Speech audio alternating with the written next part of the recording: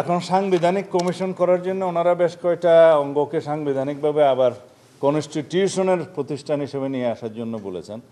মানবাধিকার কমিশন, দুর্নীতি দমন কমিশন এবং আরও একটা কমিশন সৃষ্টি করার জন্য বলেছেন, যেটা এখন নাই এক্সিস্টেন্সে, স্থানীয় সরকার কমিশন।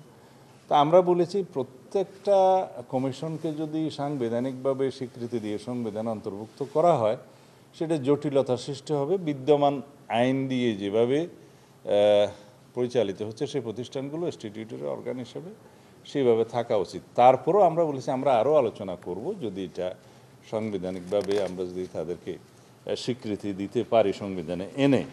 এরপরে জরুরি অবস্থা বিষয়ে কিছু প্রভিশন ওনারা করেছে, জরুরি অবস্থা জারি করবে, সেখানে ন্যাশনাল কনস্টিটিউশন কাউন্সিলের একটা ভূমিকা থাকবে। আমরা বলছি এখানে ন্যাশনাল কনস্টিটিউশন কাউন্সিলের ধারণার সাথে আমরা একমত নই। আর জরুরি অবস্থা জারির ক্ষেত্রে ওনারা প্রস্তাব করেছেন যাতে মৌলিক অধিকার সহ কিছু কিছু অধিকার যে নাগরিকদের স্থগিত থাকে সেগুলো স্থগিত রাখা যাবে না এবং আদালতে মামলা করতে পারবে। কিন্তু আমরা বলেছি যে জরুরি অবস্থা তখন জারি করতে হয়, সেটা সংসদ এবং শাসন বিভাগের মানে এক্সিকিউটিভের একটা ফাংশন থাকে এবং সেখানে কিছু কিছু অধিকার স্থগিত করতে হয়, তা না হলে জরুরি আইন জারির কোনো অর্থই থাকে না। সেই বিষয়ে ওনারা আর একটু চিন্তা করবেন বলেছেন, আমাদেরকে জানাবেন।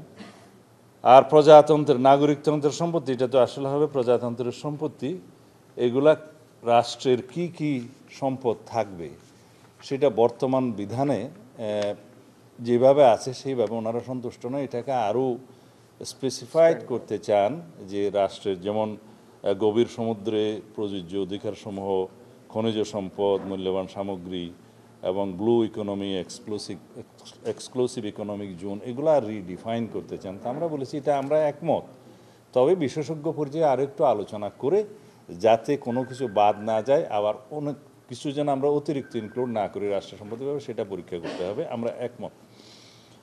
একইভাবে 143(2) এটাও প্রজাতন্ত্রের সম্পত্তি সম্পর্কিত। এটা আমরা বলেছি যে এখন যে বিধান আছে ওখানে সাফিসিয়েন্টলি ডিফাইন করা আছে, এটা নতুন করে আর প্রস্তাব করার দরকার নেই। আর আন্তর্জাতিক চুক্তির ক্ষেত্রে আমরা বিগত দিনে আপনাদের সাথে আলোচনা হয়েছে, এখানে আবার সেটা রিপিট করা হয়েছে জুডিশিয়ারির ক্ষেত্রে। এখানে কেন আসলো সেটা আমরা আমাদের বোধগম্য নয়, কারণ অলরেডি আর্টিকেল 145 ক এটা আন্তর্জাতিক চুক্তির ক্ষেত্রে কি কি বিধান প্রযোজ্য পার্লামেন্টে উত্থাপনের ক্ষেত্রে, রাষ্ট্রপতিকে জানানোর ক্ষেত্রে এবং সামরিক প্রতিরক্ষামূলক যে চুক্তিগুলো সেটা ক্লোজ সেশনে উত্থাপনের ক্ষেত্রে বলা আছে স্পেসিফিক। তো সেই জন্য আমরা বলছি এটাও প্রয়োজনীয়, এটা অলরেডি আছে।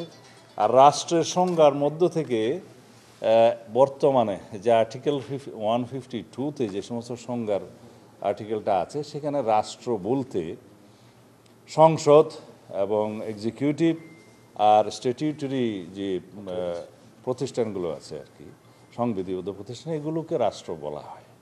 কিন্তু ওনারা রাষ্ট্রের সংজ্ঞার মধ্যে বিচার বিভাগকে ইনক্লুড করতে চান। তা আমরা ওনাদেরকে বুঝিয়েছি যে আসলে Republic includes everything, all the organs of the state, judiciary, executive, legislature সহ সকল কিছু। কিন্তু রাষ্ট্র বলতে এখানে রাষ্ট্রের সংজ্ঞা পৃথিবীর বিভিন্ন জায়গার ইনস্ট্যান্স আমরা টেনে দিয়েছি। এই জন্যেই রাষ্ট্রের সংজ্ঞার মধ্যে জুডিশিয়ারিকে রাখা নাই, বিকজ সমস্ত মামলাগুলো আপনারা দেখবেন হয় রাষ্ট্র বনাম অথবা রাষ্ট্র আরেকজনকে সু করে, সুড এবং ক্যান বি সুড কথাটা লেখা আছে। তো এখানে যদি রাষ্ট্র নিজে বিচার বিভাগ হয় তাহলে এখানে কনফ্লিক্ট অফ ইন্টারেস্ট হবে, রাষ্ট্র বনাম জুডিশিয়ারি হয়ে যাবে তখন, অথবা জুডিশিয়ারি বনাম জুডিশিয়ারি হয়ে যাবে। সেই জন্য এটা একটা আইডিয়া আছে, রাষ্ট্রবিজ্ঞানে আরও অনেক বিতর্ক আছে, তো এটা ওনারাও চিন্তা করবেন। তো এটা দিয়ে রাষ্ট্রের তেমন কোনো বেশ কিছু পরিবর্তন হবে এমন কিছু নয়। তো সুতরাং সংজ্ঞার ক্ষেত্রে আমরা এখনও ওনাদের সাথে আলোচনা করেছি, ওনারা আলোচনা করবেন, দেখবেন।